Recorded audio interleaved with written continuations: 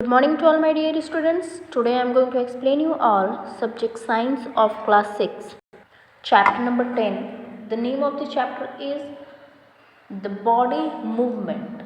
मतलब बॉडी का मूवमेंट, किस तरीके से बॉडी मूव करती है या फिर किस तरीके से इसकी क्रियाकलाएं हैं, उसके बारे में यहाँ बताया जा रहा है।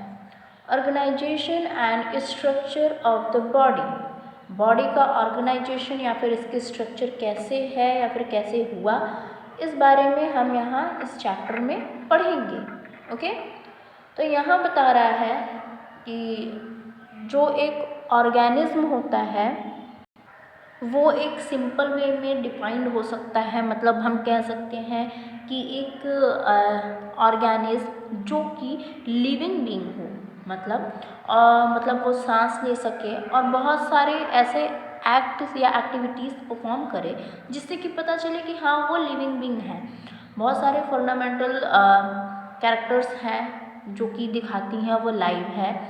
और कुछ अगर हम सिंपल वर्ड में कहें तो ऑर्गेनिज्म जो होती हैं उनके पास डिफरेंट ऑर्गन्स होते हैं जो कि अलग अलग परफॉर्मेंस को परफॉर्म करती हैं या फिर अलग अलग पर्पस के लिए होती हैं।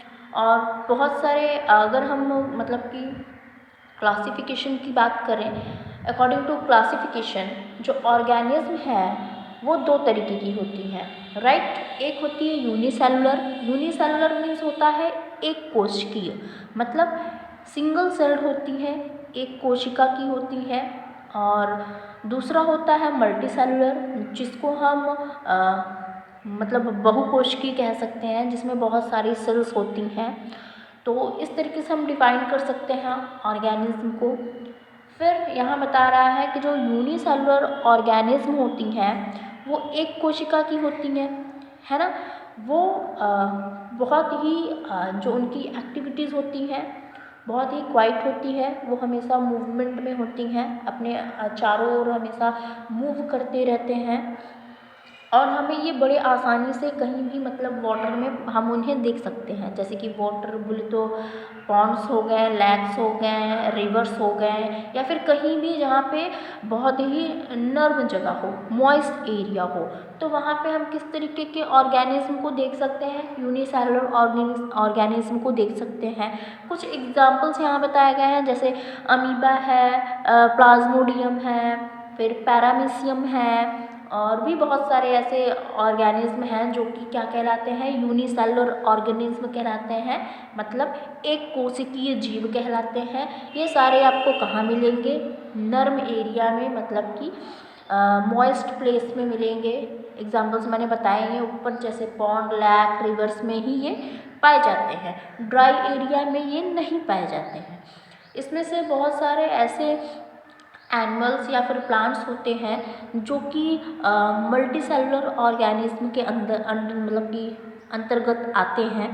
मल्टी सेलुलर ऑर्गेनिज्म जो होते हैं उनके पास कैसे होते हैं, अलग अलग तरीके के सेल्स पाए जाते हैं। सेल्स के भी स्ट्रक्चर जो है वो डिफरेंट होते हैं, इनका फंक्शन भी डिफरेंट तरीके से होता है। मतलब ये होते तो सेल हैं लेकिन डिफरेंट टाइप के होते हैं, डिफरेंट शेप के होते हैं, तो इनके फंक्शन भी थोड़े से डिफरेंट होते हैं। तो ये होते हैं क्या है, सेल्स हैं।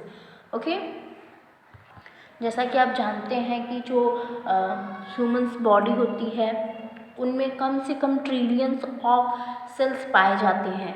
ये करते क्या है, ये हमारी बॉडी को ना बहुत अच्छे से प्रॉपर ग्रो होने में मदद करते हैं। अगर सेल्स कम होते हैं तो हमारा जो बॉडी का परफेक्ट शेप आता है या फिर कह लीजिए परफेक्ट साइज आता है, वो चीज़ ठीक से नहीं होगी, हमारी बॉडी प्रॉपर ग्रो नहीं कर पाएगी। तो हमारी बॉडी ग्रो कर रही है, इट मीन्स जो सेल्स हैं हमारी बॉडी में वो डिवाइड हो रही है, मल्टीप्लाई हो रही है, सो दैट हमारी बॉडी ग्रो कर रही है। आप छोटे से बच्चे को देखिए, छोटा बच्चा है वो धीरे धीरे ग्रो करता है, इट मीन्स क्या हो रहा है, उसकी जो बॉडी के सेल्स हैं वो मल्टीप्लाई हो रही है, संख्या बढ़ रही है, तो उसकी बॉडी भी बढ़ रही है। अब जैसे अगर हम एग्जाम्पल ले लें, एक जो घर होता है, घर किसका बना होता है, ईंट की बनी होती है, राइट। तो ईंट उस घर की क्या है, सेल्स है। वो सेल्स को जोड़ जोड़ के इतना बड़ा एक घर बनता है या फिर कह लीजिए एक रूम बनता है। तो इसी तरीके से बॉडी होती है जो कि सेल्स से मिलकर बनी होती है। ओके, अब अगर एक बॉडी है तो बॉडी के अंदर बहुत सारे ऑर्गन्स पाए जाते हैं, राइट। वो सारे ऑर्गन्स मिलके कुछ काम करते हैं जिसे हम सिस्टम कहते हैं या फिर कह लीजिए ऑर्गन सिस्टम कहते हैं हम उसे। ये ऑर्गन्स किसके बने होते हैं, ये टिश्यूज़ जो होती हैं उनको कंबाइन करके क्या मिलता है, हमको ऑर्गन मिलता है। हर ऑर्गन अपना अपना काम करता है, मतलब सबका अलग अलग, मतलब छोटा से छोटा ऑर्गन और बड़ा से बड़ा ऑर्गन, सबका अलग अलग काम है। सब अपने अपने काम करते हैं और सबका डिफिनिट वर्क है। ऐसा तो है नहीं ना कि जैसे हम करते हैं आज, अगर हम स्कूल नहीं गए तो हम दूसरे से कॉपी लेके या फिर दूसरे को बोल दिया कि मेरी कॉपी चेक करा देना, ऐसा हो सकता है। लेकिन ऑर्गन्स ऐसा नहीं कर सकते हैं ना। ऑर्गन का जो वर्क है वो वही करेंगे। तो इस तरीके से ऑर्गन्स की अलग अलग मतलब सिस्टम होते हैं, वो अपना अपना काम करते हैं। अब यहाँ पे देखिए सिस्टम में डाइजेस्टिव के बारे में बताया गया है कि कौन कौन से सिस्टम डाइजेस्टिव से रिलेटेड हैं। तो ये ऑर्गन्स है, इनके फंक्शन क्या होते हैं वो भी दिया गया है।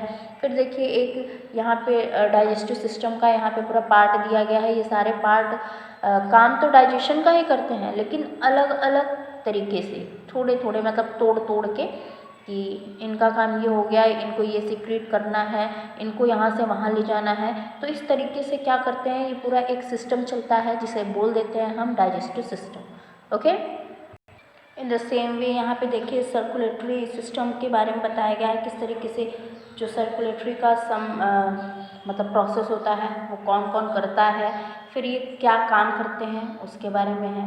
हार्ट, वेन्स, आर्टरीज, ये सारे क्या हैं, ये सब सर्कुलेशन में ब्लड जो सर्कुलेशन होता है उसमें काम करते हैं। ये ट्रांसपोर्ट करते हैं क्या, materials to and from cells. तो ये कुछ मटेरियल्स को ट्रांसपोर्ट करते हैं, जिससे कि मतलब सेल्स से कुछ मटेरियल को ट्रांसपोर्ट करते हैं। ये ब्लड का सर्कुलेशन बेसिकली करते हैं। फिर नर्वस सिस्टम है। नर्वस सिस्टम से कौन कौन रिलेटेड है, ब्रेन है, स्पाइनल कॉर्ड है, ये सब किससे रिलेटेड है, नर्वस सिस्टम से रिलेटेड हैं। इनका काम भी क्या है, मतलब जो इम्पल्स होते हैं या कह लीजिए कुछ मैसेजेस होते हैं जो कि आपको रिएक्शन के तौर पे दिखाना होता है, तो वो सारी चीज़ें इस नर्वस सिस्टम से कह लीजिए जाती हैं। फिर जो एक्सक्रिएटरी है वो भी किससे होती है, क्या होती है। रेस्पिरेशन, रेस्पिरेटरी सिस्टम्स जो होती हैं, श्वसन जिसे बोलते हैं। स्केलेटल हो गया है, फिर हो गया एंडोक्राइन हो गया है, लिम्फेटिक हो गया, रिप्रोडक्टिव हो गया। ये सारे इस तरीके से ये टेबल बनाया गया है जिसको आप पढ़ के बहुत ईजिली समझ सकते हैं। ओके, तो हम आगे चलते हैं।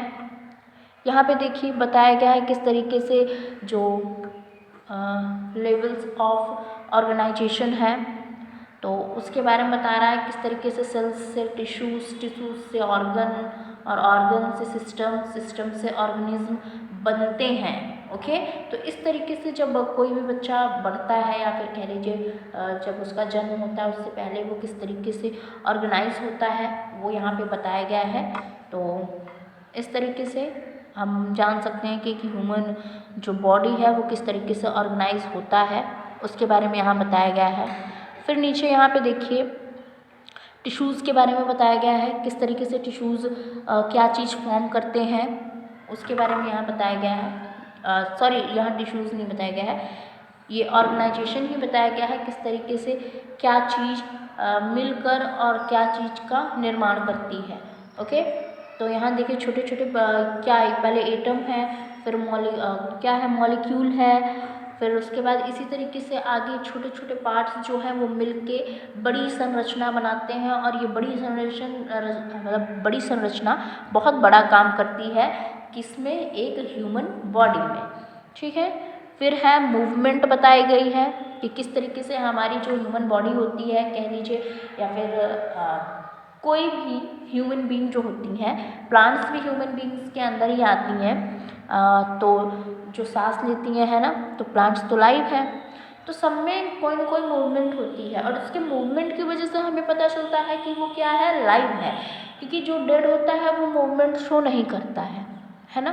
अगर आप सोते भी हैं तो क्या आप सोचते हैं कोई मूवमेंट क्रिएट नहीं हो रहा है, वहाँ भी मूवमेंट क्रिएशन होती रहती है। क्यों? क्योंकि जब आप सोते हैं आप सांस लेते हैं, आप सोए हुए हैं लेकिन आपका जो इंटरनल पार्ट है वो रेगुलर अपना काम कर रहा है, ब्लड सर्कुलेशन हो रहा है, ब्लड का मूवमेंट हो रहा है आपकी बॉडी में, आप सांस ले रहे हैं, ऑक्सीजन अंदर जा रही है, कार्बन डाइऑक्साइड बाहर निकल रही है, ऑक्सीजन अंदर जा रही है, तो इट मीन्स जो ब्लड्स हैं वो ऑक्सीजन को कैरी कर रही है आपके होल पार्ट में। क्या आपको सोते समय अगर कोई चीज़ काट लेती है तो क्या पता नहीं चलता है? आपको पता चलता है। इट मीन्स आपका नर्वस सिस्टम भी काम कर रहा है, हर एक चीज़ प्रॉपर तरीके से काम करती है। सिर्फ आपने आँख बंद करके रिलैक्स मूड में आप चले जाते हैं, लेकिन आपकी सारी होल बॉडी काम करती ही रहती है। अब यहाँ पे देखिए स्केलेटल सिस्टम के बारे में बताया गया है। स्केलेटल सिस्टम क्या होता है, हमारी बॉडी को एक फ्रेमवर्क देता है, मतलब हमारी बॉडी को एक शेप परफेक्ट साइज देता है। नहीं फिर अगर स्केलेटन मतलब बोन्स ना होते हैं या स्केलेटल सिस्टम ना होता तो हमारी बॉडी क्या प्रॉपर तरीके से खड़ी होती? हमारे पैर प्रॉपर तरीके से ऐसे लंबे लंबे होते हैं क्या? नहीं होता। आप बैठ पाते? नहीं बैठ पाते। तो ये क्या दे रहा है हमें? फ्रेमवर्क दे रहा है, बहुत मतलब सपोर्ट दे रहा है हमारी बॉडी को, जिसकी वजह से हम प्रॉपर तरीके से खड़े होके चल सकते हैं, अपने हाथ को मूवमेंट कर सकते हैं, अपने पैर को मूव कर सकते हैं। तो ये इस तरीके से बहुत बड़ा काम करता है। फिर देखिए functions of the skeletal system. Skeletal system का बहुत परफेक्ट फंक्शन भी है। वो जो फंक्शन करता है वो बहुत अच्छे से करता है, जिसकी वजह से हम प्रॉपरली खड़े हो सकते हैं, बैठ सकते हैं, लेट सकते हैं। ये हमारी बॉडी को शेप देता है, सपोर्ट देता है, जैसा कि पहले ही बताया गया। और बहुत सारे ऐसे बॉडी पार्ट्स हैं जिसको ये क्या देता है? प्रोटेक्शन देता है ना। जैसे कि अब यहाँ पे देखिए बताया गया है कार्नियम। देखिए कार्नियम किसको प्रोटेक्ट करता है? हमारी ब्रेन को प्रोटेक्ट करता है। सपोज दैट अगर स्केलेटल सिस्टम हमारे ब्रेन के इर्द गिर्द ना होता तो क्या हम अपने ब्रेन को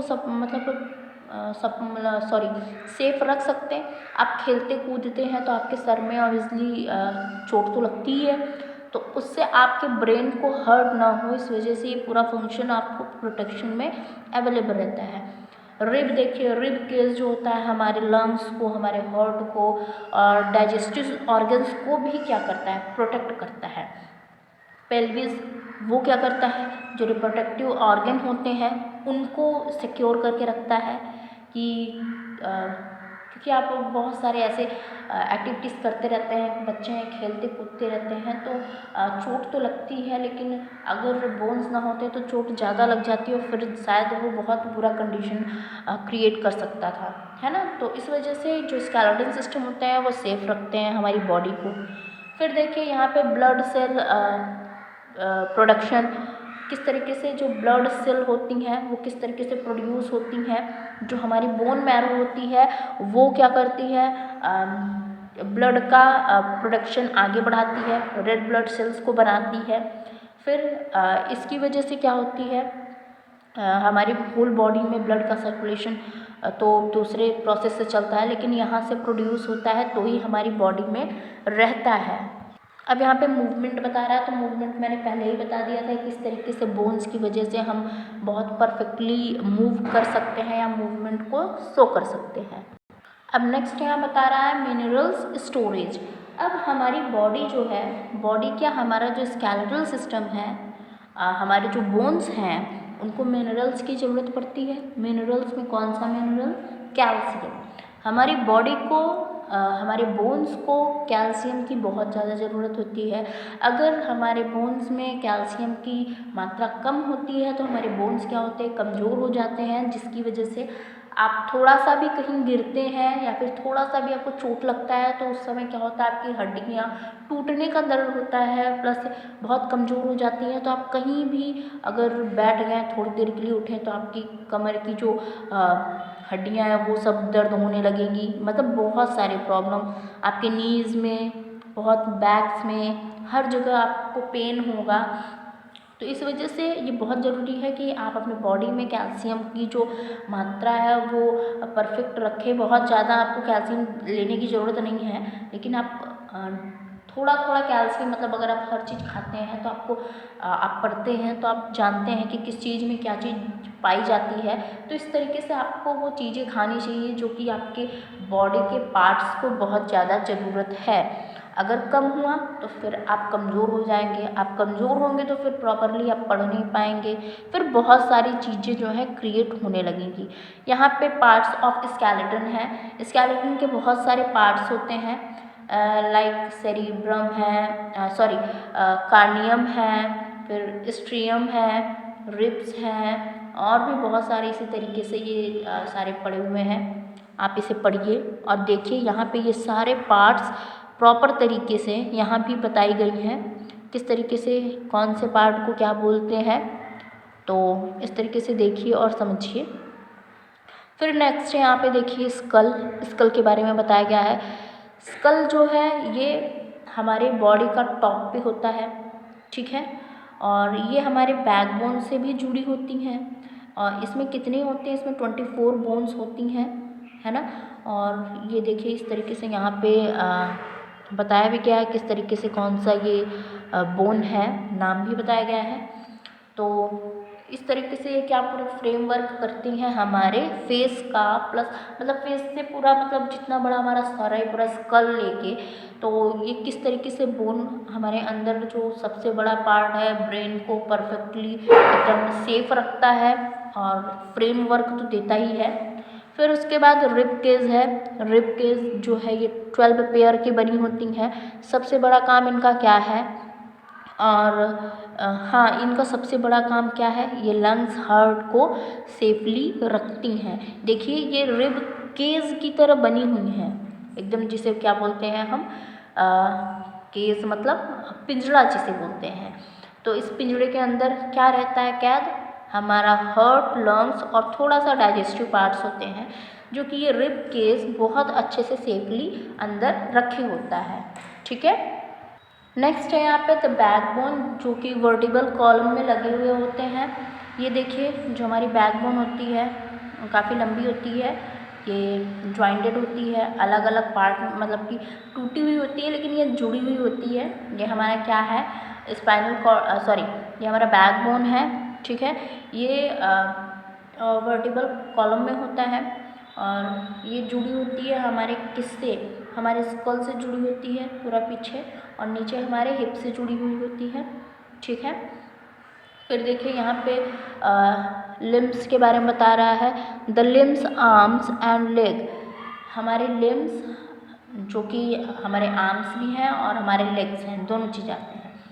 तो इसमें हिप एंड लेग के बारे में बताया गया है। हमारे हिप से किस तरीके से हमारे लेग जो होते हैं वो जुड़े हुए होते हैं, ओके। यहाँ स्ट्रक्चर में देखिए, जो हमारी हिप बोन होती है वो हमारे दोनों लेग्स को जोड़े हुए होती है, और ये वाला पार्ट क्या बोलते हैं, पेल्विस बोलते हैं, ओके। ये फीमर है, जो कि फीमर सबसे बड़ी हड्डी होती है हमारी बॉडी की, तो उसे क्या बोलते हैं, फीमर, जिसे थाई बोन भी बोलते हैं, ओके। तो इस तरीके से यहाँ भी पार्ट्स हैं और ये बोन है। फिर यहाँ पे देखिए आर्म्स के बारे में बताया गया कि आर्म्स जो है वो हमारे हैंड बोन है और वो काफ़ी फ्लेक्सिबल होती हैं। हमारे हाथ देखते हैं काफ़ी फ्लेक्सिबल होती है, राइट। हम अपने हाथ को टर्न कर सकते हैं, इधर उधर घुमा सकते हैं, बेंड कर सकते हैं। फिर हमारी उंगलियाँ, जो उंगलियाँ वाली पार्ट है वो देखिए, वो भी किस तरीके से जुड़ी हुई है। हमारी उंगलियों में किस तरीके से जोड़ हैं, जिसकी वजह से हम अपनी उंगली को 3 पार्ट में तो मोड़ ही सकते हैं, है ना। और ये किससे जुड़ी होती है, ये शोल्डर बोन से जुड़ी होती है, ओके। फिर अब जब जुड़ी ही हुई होती हैं तो हम यहाँ जॉइंट्स के बारे में बात करते हैं कि जो जॉइंट्स होती हैं वो एक दूसरे से कनेक्टेड होती हैं, मतलब एक बोन दूसरे बोन से कनेक्टेड होती हैं, जो कि लिगामेंट्स के द्वारा जुड़ी होती हैं। जोड़ में उसे क्या बोलते हैं, लिगामेंट्स बोलते हैं। एक क्या करती हैं, हमारे जो बॉडी पार्ट्स जहाँ जोड़ होती है उसको मूव करने में बहुत ही आराम से मदद करती है। जैसे कि देखिए शोल्डर की बात हो रही है तो यहाँ पे बॉल एंड सॉकेट जॉइंट बोल सकते हैं। हिंग जॉइंट जो कि हमारे नीज़ और एल्बोज जॉइंट होती हैं। फिर जॉइंट, ये नेक और स्कल के बीच जो जॉइंट होती हैं उसको कहते हैं।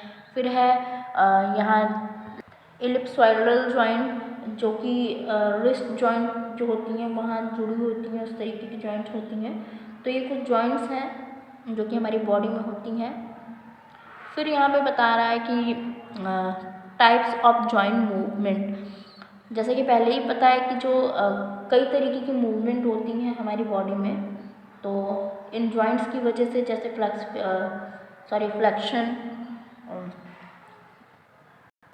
नेक्स्ट है एक्सटेंशन, फिर एबडक्शन। तो ये यहाँ पे फिगर में दिखाया गया किस तरीके की मूवमेंट कौन सी होती है। तो जब हम ये सारी मूवमेंट करते हैं तो उसे क्या बोलते हैं, ये चीज़ यहाँ पे बताई गई है। फिर नेक्स्ट है यहाँ पे टाइप्स ऑफ मसल्स। यहाँ मसल्स जो हमारी बॉडी की होल पार्ट होती है उसका कम से कम 40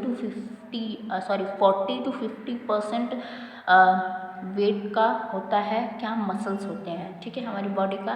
फिर यहाँ पे स्केलेटल मसल्स होती हैं, स्मूथ मसल्स होती हैं, फिर कार्डियक मसल्स होती हैं। ये सारी मसल्स ऐसी होती हैं कि इनके अलग अलग फंक्शंस होते हैं, अलग अलग अलग अलग जगह में पाई जाती हैं। इनका कंट्रोलिंग पॉइंट भी अलग अलग होता है। तो ये इस तरीके से मसल्स हैं, ठीक है। अब हम आगे चलेंगे। नेक्स्ट है यहाँ पे लोकोमोशन इन एनिमल्स। एनिमल्स में लोकोमोशन मतलब जो ये चलते हैं ये किस तरीके से अलग अलग होता है। सभी एनिमल्स एक जगह से दूसरी जगह जाती हैं, वो चाहे खाने के तलाश में या फिर बचने के तलाश, मतलब बचने की वजह से, मतलब एक जगह से दूसरी जगह अगर वो लाइव हैं तो मूवमेंट तो करती ही हैं। तो इनका लोकोमोशन किस तरीके से होता है वो चीज़ यहाँ बताई गई है। लाइक अर्थवर्म किस तरीके से चलता है, वो अपने आप को किस तरीके से आगे पीछे पुश करता है, तो यहाँ पे बताया गया है। तो जो अर्थवर्म होता है ये कई सेगमेंटेड में मतलब कई पार्ट्स में कह लीजिए या फिर कई खंडों में जुड़ी हुई होती हैं, जिसकी वजह से ये अपने मसल्स को क्या करती हैं, पुश करती हैं। और पुश करने की वजह से ये अपने आप को मूव करती हैं, ठीक है। तो ये यहाँ पे बताया गया किस तरीके से इसकी हेड है, क्या है, और फिर किस तरीके से ये अपने आप को लोकोमोशन दिखाती है अपने आप में। फिर यहाँ पे स्नेल में भी बताई जा रही है कि स्नेल किस तरीके से अपने आप को सेम वे में पुश करती है अपने मसल्स को, जिसकी वजह से ये आराम से अपने आप को मूव करा पाती है। हाँ, बहुत धीमे करती है लेकिन अपने आप को मूव करती है। फिर यहाँ पे फिशेस के बारे में बताया गया है कि जो फिश होती है वो कैसे मूव करती है या कैसे लोकोमोट करती है। तो पहली चीज़ वो अपने विंग्स की वजह से, मतलब जो इसकी विंग्स होती हैं वो तो खैर वो काम नहीं करती हैं, लेकिन इनकी जो टेल होती हैं उसकी वजह से ये अपने आप को ना पुश करती हैं, मतलब कि पानी में तैर पाती हैं ड्यू टू अपने टेल की वजह से। टेल को अपने वो हिलाती डुलाती रहती हैं, जिसकी वजह से ये एक मतलब वे भी ढूंढ लेती हैं और प्लस ये आसानी से पानी में तैर सकती हैं। अब नेक्स्ट है यहाँ पे स्नेक के बारे में कि स्नेक किस तरीके से अपने आप को पुश करता है, किस तरीके से वो स्लाइड करता है फर्श पे। तो इनमें भी उसी तरीके से है, वो अपनी बॉडी को क्या करते हैं, पुश करते हैं, और फिर उसके बाद इनकी मसल्स जो हैं वो आगे पीछे होती हैं, जिसकी वजह से ये अपने आप को बड़ी आसानी से और बड़ी फास्ट वे में क्या कर सकते हैं, अपने आप को पुश करके एक जगह से दूसरी जगह ले जा सकते हैं। लेकिन कुछ जो स्नेक्स होते हैं उनकी मूवमेंट बड़ी स्लो होती है ना। तो वो उनका शायद भारी शरीर हो या फिर उनके मसल्स बहुत ज़्यादा हैवी हो, इस वजह से वो जो मूवमेंट करते हैं वो थोड़ी स्लो करते हैं। ओके। फिर बर्ड्स की बात आती है तो बर्ड्स फ्लाई करते हैं, सबको पता है। तो जो बर्ड्स होती हैं फ्लाई कर पाती हैं, क्यों? क्योंकि उनके विंग्स होते हैं, वो अपने विंग्स के द्वारा फ्लाई करते हैं। और ये फ्लाई कर पाते हैं क्योंकि इनकी जो बोन्स होती हैं वो होलो होती हैं, मतलब छिद्र युक्त कह लीजिए, ऐसी होती हैं, तो जिसकी वजह से बड़े आसानी से हल्की होती हैं और आसानी से हवा में उड़ सकती हैं। ओके, तो इतनी बात आप जानिए, ठीक है। Now we have to do the exercises. Okay, tick the correct option. Okay, first is bones and cartilage form the, your answer will, skeletal system. Okay. Now second number is muscles are usually attached to bone by tendon. Third is which of the following has a liquid skeletal? Your answer will, earthworm. Okay. Fourth is the plant which take the support of the neighboring structure and climb up is dash. Your answer will, creeper. Okay. Now filling the blanks. So first is the movement of entire body from one place to another is called movement. Okay. Second is human skeletal has 206 bones. Third, organs work together to form a organ system. आप system भी लिख सकते हैं but organ system लिखेंगे that will be more suitable. Fourth, the spinal cord is a part of the central nervous system. यहाँ पे भी आप सिर्फ नर्वस सिस्टम लिख सकते हैं but it will be more suitable if you will write central nervous system. In short form we can say CNS. Okay. CNS का ही पार्ट है स्पाइनल कॉर्ड और ब्रेन. ओके. CNS के दो पार्ट हैं, स्पाइनल कॉर्ड और brain. तो यहाँ पे एक ही पूछा गया है तो एक ही हम बताएंगे, मतलब ये पार्ट किसके हैं, CNS के. फिफ्थ है the main function of the excretory system is to get rid of remove waste from the body. Okay. Now true और false. Wings help in swimming. Your answer is false. Second, fish have streamline shaped body. True. Third, there are only movable joint in the body. False. Now fourth number is earthworm travel while snail creeps on the ground. False. Fifth, the rib cage protects heart and lungs. Answer is true. Okay. In this way a chapter is completed. You will get all the question answers as your homework. So that's all for today. Thank you so much.